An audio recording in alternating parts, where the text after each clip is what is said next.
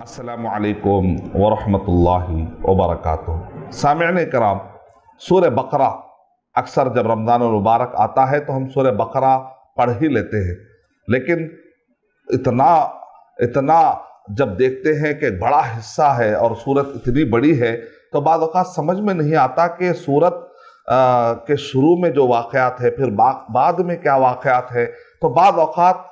اس سورے کے تانے بانے اس کو سمجھ میں آتے نہیں ہیں کہ آخر یہ سورت کا محور کیا ہے، اس کا ہدف کیا ہے۔ تو آپ کو بڑے مختصر انداز میں اس کو سمجھانے کی کوشش کروں گا انشاءاللہ، تاکہ آپ کو سورہ بقرہ پڑھتے وقت پر ایک لذت محسوس ہو۔ علامہ رشید رضا رحمۃ اللہ علیہ نے بڑے پیارے انداز میں ڈسکرائب کیا، صرف ایک لائن کے اندر کہتے ہیں کہ یہ سورہ بقرہ کے دو حصے، اس کے پہلے حصے میں نااہل لوگ جو صراط مستقیم پر چل نہیں سکے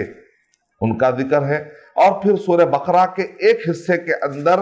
وہ اہل لوگ، وہ انبیاء کرام جو صراط مستقیم پر چلنے کے پورے اہل تھے۔ یعنی کہ اس کے اندر یہ سبق بتایا جا رہا ہے کہ سورہ فاتحہ کے اندر صراط مستقیم پر چلنے والے اور نہیں چلنے والوں کے بارے میں جو اشارہ کیا گیا اس کو تفصیل سے سورہ بقرہ کے اندر سمجھا دیا گیا کہ صراط مستقیم پر چلنے والے لوگوں کا کیا حشر ہوا اور صراط مستقیم پر نہیں چلنے والے لوگوں کا کیا حشر ہوا۔ اور اسی طریقے سے سورہ بقرہ پڑھنے سے سبق یہ بھی ملتا ہے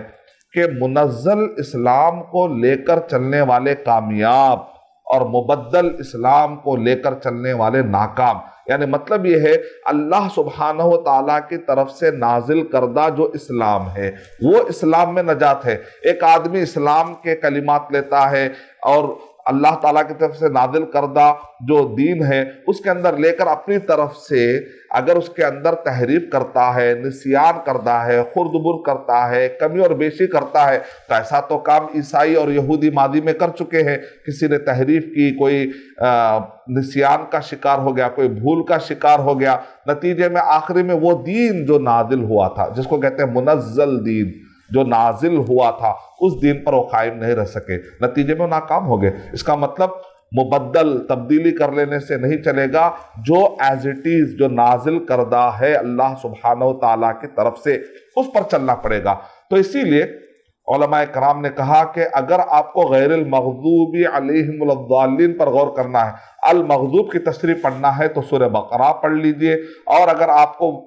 الضالین کی تشریح پڑھنا ہے تو سورہ آل عمران پڑھ لیجئے۔ گویا کہ ایک کلمے کی تشریح کے لیے ایک مکمل صورت ہے، دوسرے کلمے کے لیے ایک مکمل ایک صورت ہے۔ یہ دو صورتیں پڑھیں گے تو آپ کو سورہ فاتحہ کے آخری کے دو کلمات آپ کو سمجھ میں آئیں گے۔ اور سورہ بقرہ کے بارے میں بھی آپ کو میں بتا دوں، اللہ کے نبی صلی اللہ علیہ وسلم جب مدینہ طیبہ آئے تو سب سے پہلے اترنے والی یہ صورت ہے، کیونکہ اللہ کے نبی صلی اللہ علیہ وسلم جب مدینہ کے اندر جب اللہ کے نبی صلی اللہ علیہ وسلم تشریف لائے تو آپ حاکم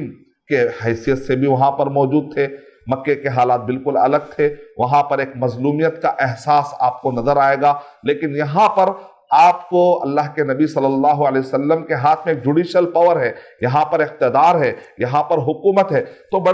بڑی مناسبت ہے کہ سورت مدینہ طیبہ آتے ہی نازل ہوئی۔ امام قرطبی رحمۃ اللہ علیہ نے کہا کہ 9 سال کے عرصے میں وقتاً فوقتاً یہ سورے کے کچھ حصے نازل ہوتے رہے، یعنی کہ مکمل علماء کرام نے بتلایا کہ معاشرے کا معاملہ ہو، اقتصادی معاملہ ہو، مالی مسائل ہو، سیاسی مسائل ہو،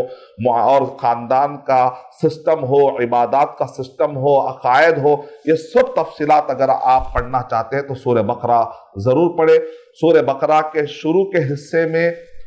قصص کے ذریعے سے سمجھایا گیا، سورہ بقرہ کے آخری حصے میں اصولی انداز میں قوانین کی شکل میں سمجھایا گیا۔ الغرض اس کے اندر ایک چیز جو ہمیں بڑی اہم سبق کے طور پر ملتی ہے سورہ بقرہ کے اندر، کہ سورہ بقرہ کے بارے میں سلف کے بارے میں آتا ہے کہ اگر کسی کو وہ عہدہ دینا چاہتے تھے تو پوچھتے تھے کیا تم نے سورہ بقرہ پڑھ لی ہے کیا، یعنی اور اسی لیے کہتے تھے کہ مردوں کو سورہ بقرہ پڑھاؤ اور عورتوں کو سورہ نساء پڑھایا کرو۔ اس سے ہمیں بات سمجھ میں آتی ہے کہ سورہ بقرہ کی بڑی اہمیت ہے ہمارے زندگی کے اندر، چاہے وہ انفرادی زندگی ہو، چاہے وہ اجتماعی زندگی ہو۔ اور سورہ